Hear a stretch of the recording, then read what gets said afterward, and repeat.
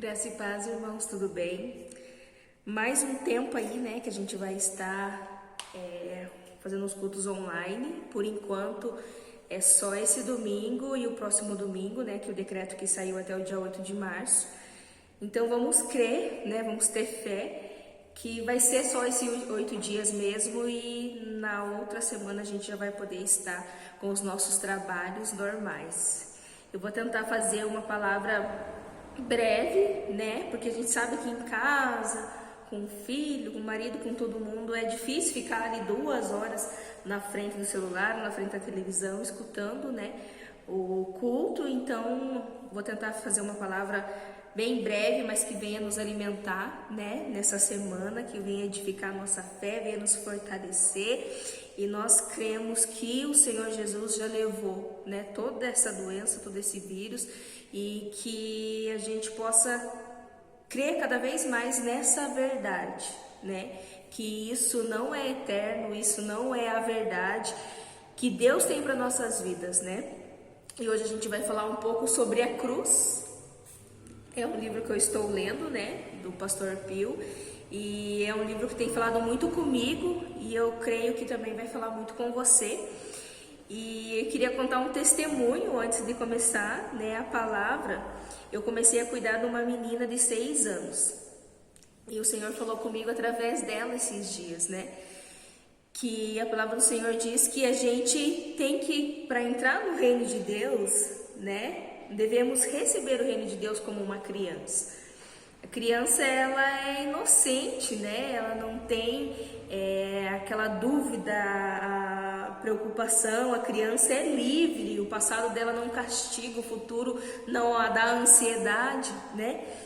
E ela, né, é muito sincera, muito aberta para as coisas novas. E eu comecei a cuidar dessa menina faz, eu acho que umas 2 semanas. E é engraçado que se a gente sai de carro e a gente vai voltar pro carro, fala, cadê o nosso carro? Vamos voltar para casa, né? Nós vamos para nossa casa. Já toma posse assim, como se a casa nossa fosse a casa dela, como as coisas nossas fossem as coisas dela, né? E esses dias ela escovou no dente assim, daí eu não me lembro o que ela falou, sabe? E daí o Senhor tocou no meu coração, né? Devemos receber o reino de Deus como essa criança. Ela não te conhece, né? Como eu conheci agora você. Ela já tem toda a liberdade dentro da sua casa, né? Ela já pega as coisas da geladeira, já almoça ali, já tem o lugar dela na mesa, já tem o lugar dela no sofá. Então ela não se preocupou em que ela tem que ter um tempo para ter intimidade, não tem aquela coisa de vergonha, né? Ela já tem a liberdade, né? Ela já tomou posse, né, da nossa casa como casa dela. E o Senhor foi ministrando muito forte comigo isso, né? A inocência de uma criança, como que a criança reage às coisas novas, né? Mesmo ela não conhecendo, ela não tem medo, né? Ela não fica se prendendo aos traumas passados, como foi o caso dessa menina, né? Que ficou com outras pessoas e não foi muito bem. Ela não se preocupou com isso, né? Ela agiu como ela tem a liberdade que ela tem de ser livre, né? E tomar posse de mim, da minha casa, das minhas filhas, como também se fosse algo da vida dela, né? Sem se preocupar com o futuro, com o passado, né? Ela somente se entregou àquilo que ela está vivendo. Então, que nós possamos aprender cada vez mais com as crianças, né? Tomar posse mesmo do reino que Jesus conquistou lá naquela cruz, com essa liberdade, com essa ousadia, né? Já é nosso, né? Então, vamos receber e crer cada vez mais, porque a obra de Cristo na cruz, ela é tão importante na nossa vida, mas a gente não conhece ainda todos os benefícios que ela pode nos dar. E eu acredito que nem vamos chegar a conhecer todos, mas que nós possamos a cada vez mais tomar posse mesmo, né? Entender, saber o que é meu, né? O que aquele sacrifício de Jesus naquela cruz, toda aquela dor, todo aquele sofrimento, trouxe para minha vida hoje, né? Eu que tenho Cristo Jesus, eu que reconheci esse sacrifício dele, que aceitei, né? Ele ter morrido no meu lugar, ter levado sobre si todos os meus pecados, o que todo esse sacrifício, toda essa obra, né, trouxe para a minha vida. Então a gente pode entender, né? A Bíblia nos diz que no dia do sacrifício de Jesus, né, no dia da crucificação de Jesus, ao meio-dia, né, Jesus, ele morreu espiritualmente, né? Pois a Bíblia diz que ao meio-dia foi colocado todos os pecados, todas as iniquidades, todas as doenças, né? Tudo de ruim no mundo foi colocado sobre Jesus. E a Bíblia diz que o salário do pecado é a morte.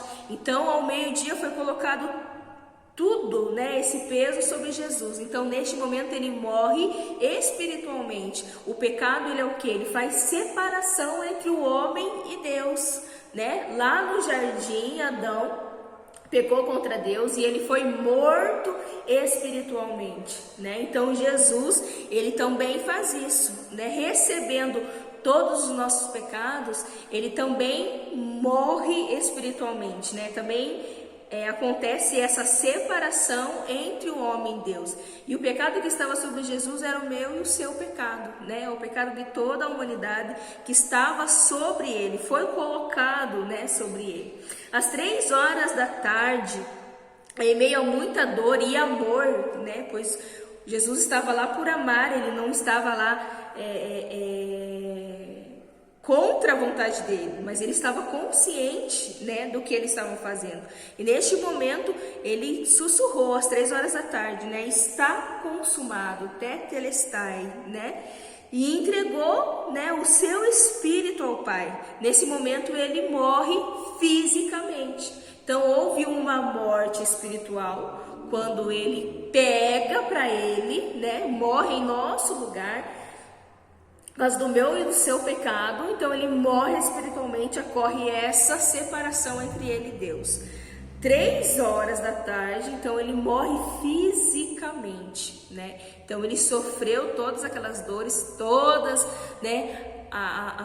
Aquele massacre que fizeram com ele na cruz. Então 3 horas ele diz, né? Está consumado, né? Está concluído, está pago, está feito, né? Houve ali um concluir da obra de Cristo naquele momento, e ele entrega, né, ao Pai o seu Espírito.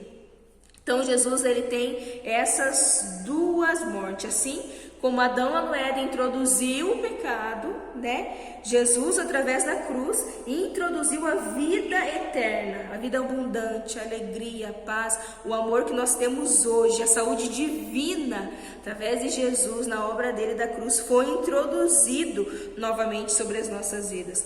Foi na cruz que Jesus bradou: está consumado, a obra está concluída, a obra está terminada. Uma nova aliança acontece ali, um novo tempo, mas não mais a aliança da letra, mas sim a do Espírito. E como que a gente acessa, né, essa obra? Como que a gente consegue ter algum benefício? A gente tem que crer e receber, né? Ou seja, nós misturamos fé. Nós acreditamos que isso é verdade, que Jesus pagou, né, a dívida que estava sobre a minha vida. Tudo Jesus pagou. Nós misturamos a fé na obra de Cristo, passamos a crer e confiar de uma forma inegociável na palavra de Deus. Nada mais na terra, né, pode dizer o contrário da palavra de Deus para nós que temos fé. Né? Não importa o que o médico diz, não importa o que o presidente diz, não importa o que o exame está dizendo, né? Não importa o que a humanidade está dizendo, é inegociável, não tem como nos enganar, não tem como nos ganhar, né? Aquilo que está na palavra de Deus para nós é a verdade, não é nem certo nem o errado, é a verdade, pois é a palavra de Deus, foi o Senhor, né, que nos disse. Então não tem como a gente negociar isso, né? É a verdade, nós cremos e confiamos que tudo que está na palavra de Deus é a verdade para a nossa vida, e não há outra coisa que nos tire, né? Que nos mostre ao contrário disso. Cremos que tudo está consumado, está feito, está concluído. A posse de tudo é somente pela fé, não há outra maneira. Não há outra maneira de nós tomarmos posse, é somente termos fé. Fé é a certeza, né? Então nós temos certeza que Jesus levou sobre si tudo, né? Pagou tudo. Então não tem mais o que o diabo nos acusar, nos deprimir, nos enganar, porque nós sabemos a verdade, que a obra da cruz foi perfeita, ela foi completa, né? Então não há nada que comprove ao contrário. A fé me leva a experimentar o que já foi feito, o que já está feito. A fé não é uma virtude que convence Deus a fazer algo, mas sim uma virtude que me convence de tudo que Ele já fez. Então a fé não é eu acreditar que Jesus vai fazer, vai me trazer, né? Que Jesus vai trabalhar ao meu favor. Não, Ele já fez. Então a fé me convence, né? Jesus já fez a parte dele, né? Já concluiu, já fez a obra completa. Agora a minha parte é ter fé para eu crer e tomar posse daquilo que Jesus já fez, né? Então a minha fé não vai mudar Deus, a minha fé não vai fazer algo acontecer, já está feito, já está disponível. A fé faz eu tomar posse, eu creio que é verdade, que isso já é meu. Não é a experiência que me leva a ter fé. Eu não creio na cura porque eu vi que alguém foi curado. Eu creio na cura porque a palavra de Deus diz que Jesus levou todas as dores e as enfermidades. Então eu não tenho fé porque eu vi que alguém orou e a pessoa foi curada, né? A pessoa estava lá com câncer, alguém colocou a mão na cabeça dela e o câncer foi embora. Eu não creio por causa disso. Eu creio porque a palavra de Deus diz que sobre si Jesus na cruz levou todas as dores e todas as enfermidades. Porque se eu começar a viver naquilo que eu vejo, nas experiências que até mesmo nós vivemos, isso vai ser pouco e vai acabar se perdendo. Mas a palavra de Deus, ela é a verdade, ela é a própria boca de Deus para nós, é o nosso manual de instrução, né? Então nós cremos porque a palavra de Deus, que é a verdade absoluta, nos diz que isso é assim, né? Então a gente não pode crer com os nossos olhos, né? Com o que os nossos olhos vê somente, mas é a palavra de Deus que está nos dizendo. Então isso eu creio, eu ponho fé nisso, né? Eu tomo posse. Toda obra que o homem realiza aqui na terra necessita de manutenção, mas a obra de Cristo, feita por Jesus Cristo, a obra da cruz, feita por Jesus Cristo, é uma obra eternamente perfeita, né? Então tudo que o homem fazer aqui na terra vai ter que sempre ser arrumada, sempre tem que ser adaptada, mas o que Cristo fez, ela não precisa de mais nada, não precisa ser acrescentada, não precisa ser ajustada, ela já é perfeita eternamente, né? É o mesmo ontem, hoje e sempre. Então não precisa mudar nada, não precisa acrescentar nada, já está perfeita, já foi perfeita. Na cruz, Jesus Cristo levou os nossos pecados, transgressões, iniquidades, doenças, misérias e maldições. A obra de Cristo é perfeita, é total, é suficiente. Então não precisa de mais nada. O Senhor levou a pobreza, levou a miséria, levou as doenças, levou tudo, pois a obra de Cristo é perfeita. Lá em Hebreus 9:11 vai dizer assim: quando Cristo veio como sumo sacerdote dos benefícios agora presente, ele adentrou o maior e mais perfeito tabernáculo, não feito pelo homem, isto é, não pertencente a esta criação, não por meio de sangue de bode e novilhos, mas pelo seu próprio sangue. Ele entrou nos santos dos santos, uma vez por todas, e obteve eterna redenção. O sacrifício de Jesus é atemporal. não é só nessa eternidade, não é só na nossa eternidade, é ontem, hoje e sempre. Um único sacrifício proporcionou uma presente e eterna redenção. Então, o sacrifício de Jesus é eterno, né? Não tem como vir uma doença nova, que é o que nós estamos vivendo hoje, que Jesus não pagou na cruz. Não tem como vir uma maldição, algo novo que Jesus não tenha pagado. Então ela foi atemporal, não é só para aquele tempo que Jesus morreu e nem para o tempo que nós vivemos hoje. Ela é eterna, então não haverá doença, não haverá fome, não haverá miséria, não haverá destruição, não haverá nada na terra que possa vir daqui milhares e milhares de anos que não tenha já sido pago, né? Então a gente não tem que ter medo de nada, porque tudo, né, que o inferno, que o mal queira criar de novo, Jesus já pagou. Né? Então, não devemos temer, né, o que vai vir daqui para frente, porque é coisa pior, porque é mutação. Não, Jesus já pagou. Tudo que Jesus pagou na cruz, né, não vai ter nada de novo que ele não tenha já pago. Né? Não há pecado, não há nada de errado que a gente possa fazer hoje que Jesus já não tenha pago.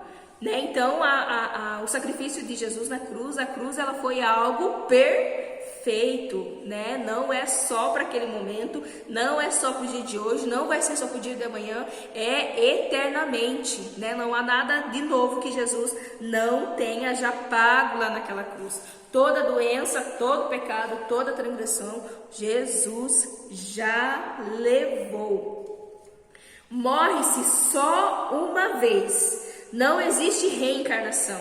A Bíblia nos diz que Jesus tirou o pecado do mundo. Lá em Hebreus 9, 27, da mesma forma como o homem está destinado a morrer uma só vez e depois enfrentar o juízo, assim também Cristo foi oferecido em sacrifício uma única vez, para tirar os pecados de muitos, e aparecerá segunda vez, não para tirar o pecado, mas para trazer salvação aos que o aguardam. Né? Então, se morre uma vez só. Né? Muitos acreditam em reencarnação, em outras coisas, mas se morre só uma vez só, né? E Jesus fez o sacrifício uma única vez. Por isso que não haverá outra doença, não haverá um pecado, não haverá nada que Jesus já não tenha pago, né? Foi uma vez só, morreu uma vez só, fez o sacrifício uma única vez, né? Para tirar os pecados de muitos, né? A Bíblia nos diz o pecado de todos, diz o pecado de muitos, porque o Senhor só tira o pecado daquele que crê, né? Não tem como Jesus tirar o pecado de uma pessoa que não acredita, né? Então, tirou pecados de muitos, mas não de todos, porque só tirou o pecado daqueles que recebem o perdão, reconhecem o sacrifício de Jesus na cruz. Né? Então, aquele que reconhece, recebe, né, essa obra perfeita. Cristo aparecerá a segunda vez, não para tirar o pecado, mas para manifestar a salvação. Né? Jesus vai vir nos buscar. Nós que aguardamos, né, ansiosamente pela volta dele, ele vai vir pela segunda vez, mas dessa vez será para buscar a sua noiva. O trabalho do Senhor Jesus Cristo não foi em vão, não precisa ser feito novamente. Eis a expressão, né? Eis o Cordeiro de Deus que tira o pecado do mundo.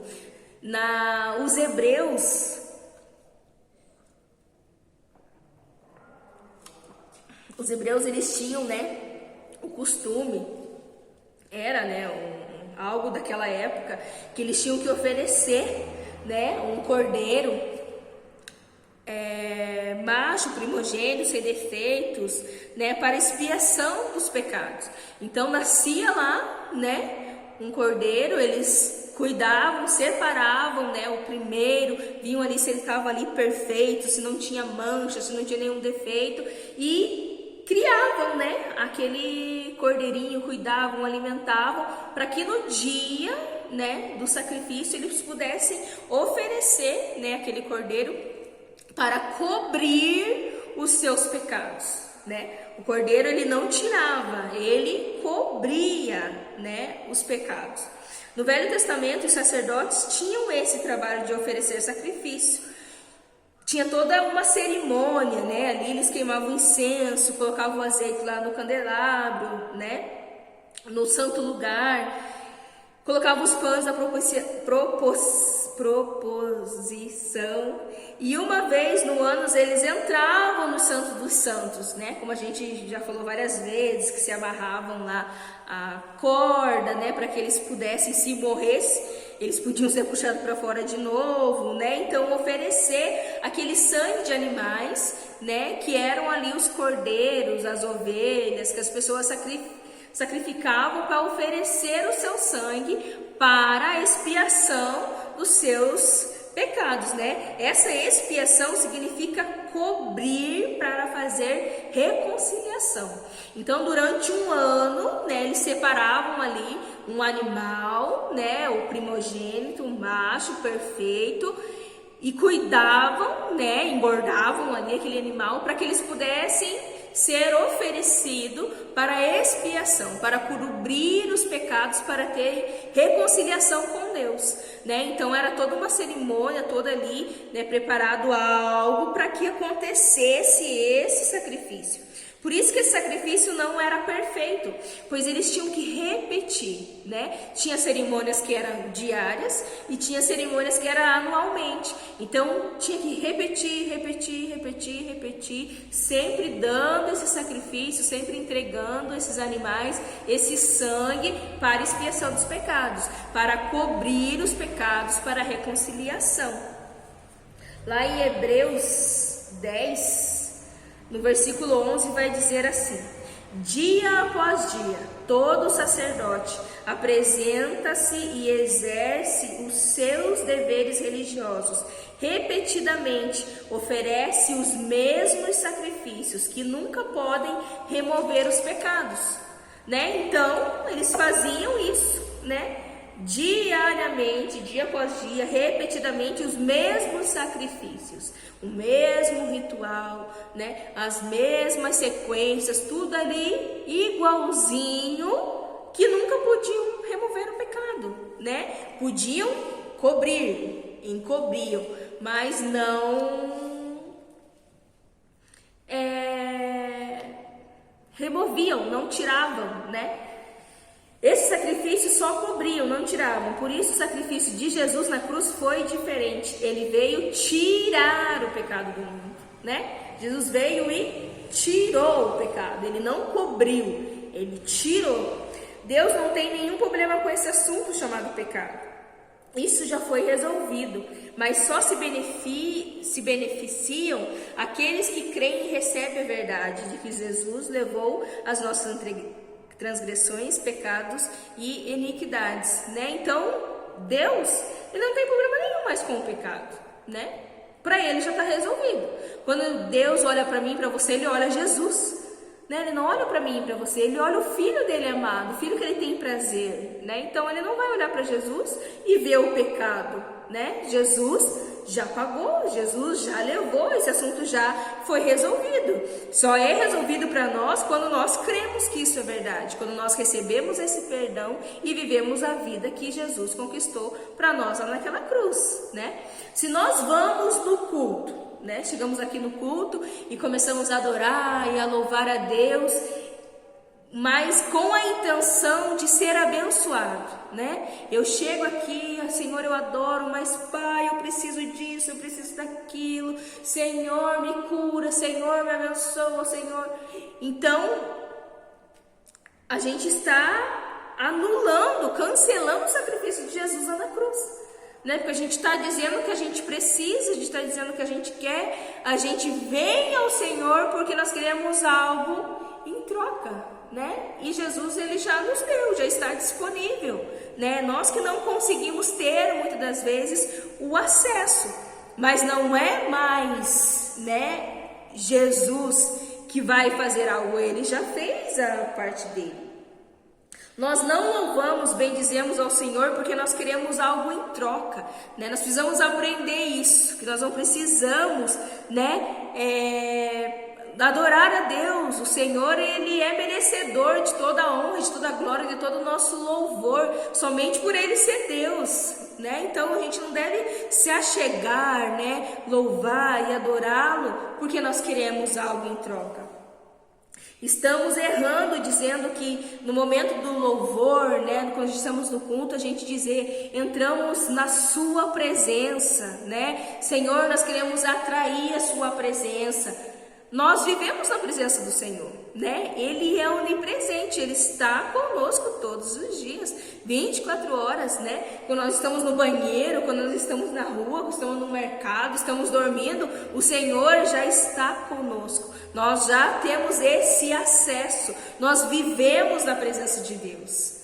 Nós não vivemos, nós somos seres espirituais, então nas regiões celestiais nós vivemos com Cristo, vivemos com o Senhor nosso Pai, né? Então a gente dizer eu vou entrar na presença, a gente está dizendo a mesma coisa que aqueles sacerdotes, né? Eu vou entrar nos santos dos santos, né? Eu vou trazer o sacrifício. Senhor, eu estou chamando a tua atenção, né? Através do meu louvor, através da minha adoração, eu estou atraindo a presença do Senhor. Não, eu já vivo aqui, né? Então eu vou me alegrar, vou te adorar, porque eu amo estar na tua presença, eu vivo na sua presença, né? Não tenho que fazer algo para adentrar, eu não preciso fazer algo para chamar a sua atenção. O louvor não atrai a presença de Deus. Deus não vem e não vai, né? Ele é onipresente. O meu louvor e a minha adoração não me dão acesso a Deus, né? Às vezes a gente quer louvar a Deus e cantar louvores e pular e dançar para chegar até Deus. Mas o único acesso, né? Ninguém vem ao Pai senão por mim. Então o que me dá acesso a estar com o Senhor é o sangue de Jesus. Então se eu já reconheci o Senhor como meu Senhor, meu Salvador, eu tenho esse acesso, é o único caminho, né? Jesus é o caminho. Ninguém vem ao Pai se não ser por Jesus. Então se eu tenho Jesus, eu tenho acesso, né? Eu tenho essa liberdade. Não é minha oração, não são as minhas obras, não é o meu jejum, é o sangue de Jesus que me dá, né, essa liberdade de chegar até Ele. Quando você começa a adorar a Deus, você não faz isso para que Ele te abençoe. Pelo contrário, você faz isso porque você já é um abençoado, né? Então eu venho adorar a Deus, louvar a Deus, porque eu já sou abençoado, né? Eu já tenho liberdade, o Senhor já me comprou, já me lavou, eu sou livre, né? Eu sou abençoado. Não faço para ter. Nós somos e por isso fazemos, né? Então eu sou um abençoador, eu ajudo, eu compartilho, né? Independente de ser financeiramente ou algo ali emocional, né? Uma atenção, um abraço, uma conversa, uma oração. Eu não faço isso para mim ter algo, né? Eu não vou ajudar alguém que está passando uma necessidade, eu não vou fazer uma visita para mim ter algo. Eu vou dar um alimento para um mendigo para que o Senhor vai me abençoar 100 vezes mais. Não, eu tenho já 100 vezes mais, por isso que eu faço, né? Eu sou abençoado, por isso eu abençoo. Maior é aquele que dá do que aquele que recebe, né? Então eu entendo que eu já sou abençoado. Então se eu já sou abençoado, eu abençoo, né? Então eu não preciso abençoar já. Então eu abençoo porque eu sei que eu sou abençoado. Pra gente já encerrar, a diferença entre crer e ter. A maioria de nós crê, mas não tem fé. O crer me motiva a fazer mais uma vez, e mais outra vez, e mais outra vez. A fé me leva a receber e descansar na obra de Cristo Jesus, né? Então, quando eu creio, Eu creio, eu acredito que Deus tem todo o poder para fazer, mas eu fico pedindo, repetindo, pedindo, batendo na mesma tecla e insistindo naquilo. Quando eu tenho fé, eu oro e descanso, porque eu creio, eu tenho certeza. A fé é a certeza que Deus já fez, né? Então a diferença entre crer e ter fé. Enquanto nós estivermos somente crendo, iremos repetir as mesmas obras, as mesmas orações, várias e várias e várias vezes, né? Então a gente vai continuar fazendo, né, as mesmas orações, a gente vai continuar querendo jejuar, a gente vai querer continuar fazendo um ritual, continuar, né, fazendo várias e várias vezes a mesma coisa, porque a gente crê, mas a gente não toma posse, né? Não recebe aquilo como se já fosse nosso. Porém, quando nós manifestamos a fé, vamos orar uma vez só e já será o suficiente, porque a gente já expressou, né, aquilo que nós queríamos, e nós vamos descansar crendo que Deus já ouviu, né, e não vai precisar de repetir. Quando cremos, é como se estivéssemos vivendo antes da cruz. Mas quando temos fé, estamos vivendo depois da cruz. Lembra lá dos sacerdotes? Eles repetiam todos os dias os mesmos sacrifícios, as mesmas cerimônias, porque aquilo era imperfeito, não era completo, né? Faltava algo ainda, não conseguia ter a recompensa que precisava. Mas a obra de Cristo, ela foi completa, né? Então eu tenho fé na obra. Um único sacrifício atende todas as áreas da nossa vida e por todo o tempo, né? Então Jesus, ele só não conquistou algo só na área financeira, só na área da saúde.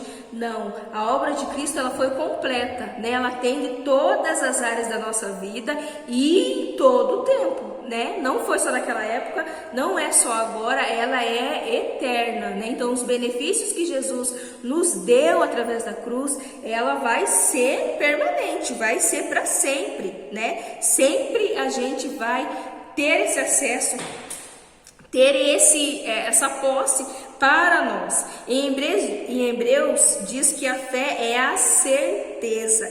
Crer está mais para a esperança do que para a fé. Enquanto eu louvo para ser abençoado, então estou crendo. Enquanto faço a mesma oração pelo mesmo assunto várias vezes, eu estou crendo. Estou vivendo antes da cruz. Mais uma vez, Hebreus 10:11. Dia após dia, todo sacerdote apresenta-se e exerce os seus deveres religiosos repetidamente, oferecendo os mesmos sacrifícios, que nunca podem remover os pecados, né? Então, antes da cruz, a gente vive isso, dia após dia, né? Fazendo a mesma oração, pedindo as mesmas coisas pelo mesmo assunto, né? E não tomando posse daquilo que já é nosso. Era um trabalho imperfeito, né? Dia após dia eles faziam os mesmos deveres religiosos. Amém? Vamos estar orando. Feche seus olhos. Senhor, meu Deus e meu Pai, nós queremos, Senhor, te agradecer por essa oportunidade de podermos compartilhar, Senhor, mais uma vez a sua palavra. Pai, que essa palavra, Senhor, venha trazer vida, venha trazer fé, venha renovar, Senhor, a fé dos seus filhos, Pai, para que nós possamos a cada vez mais acreditar, tomar posse, ter fé mesmo naquilo que o Senhor conquistou para nós lá naquela cruz, Pai. Nós cremos que o Senhor levou sobre si todas as nossas dores, todas as nossas enfermidades, todos os nossos pecados. Nós tomamos posse disso e nós queremos viver a vida abundante, a vida perfeita, a vida plena que o Senhor conquistou para nós lá naquela cruz. Pai, eu te peço que o Senhor possa estar, Senhor, envolvendo cada vez mais os seus filhos na sua graça, no seu amor, no seu poder, que a cada um aí dentro da sua casa, do seu lar, possa sentir o toque do Espírito Santo, que a paz que excede todo entendimento venha ser estabelecida sobre essa casa, sobre esse lar, Pai, sobre o nosso coração, sobre a nossa mente, sobre toda a nossa família, que nós possamos experimentar a bonança do Senhor, Pai, em todas as áreas da nossa vida, Pai. Venha, Senhor, com o teu Espírito, manifesta, Senhor, a tua glória sobre a cada lar, Pai, onde essa mensagem será ministrada, Pai. Que os seus filhos possam sentir, Senhor, o teu amor envolvendo eles, Pai, que eles não venham temer, que eles não venham ter medo, mas que eles venham descansar em Ti, saber que o Senhor está conosco em todos os segundos, que nós nunca estamos sozinhos, que o Senhor está sim conosco, Pai, pois Tu és um Deus onipresente, o Senhor está conosco, Pai, não importa a tempestade que esteja lá fora, o Senhor está conosco, não importa, Senhor, a alegria que esteja acontecendo, o Senhor está conosco, pois Tu és fiel, Tu és perfeito, Tu integraste tudo que tinha por amor a nós, para ter esse relacionamento, e nós, Pai, Te louvamos e Te agradecemos por essa oportunidade de termos um Pai tão maravilhoso assim como Tu és, Pai. Abençoa, Senhor, ainda mais a vida dos Seus filhos, dá, Senhor, uma semana abençoadíssima demais, que eles possam ver as mãos do Senhor movendo, mostrando o que já é nosso, Pai, sobre a cada lar, em nome de Jesus. Amém. Continue abençoados.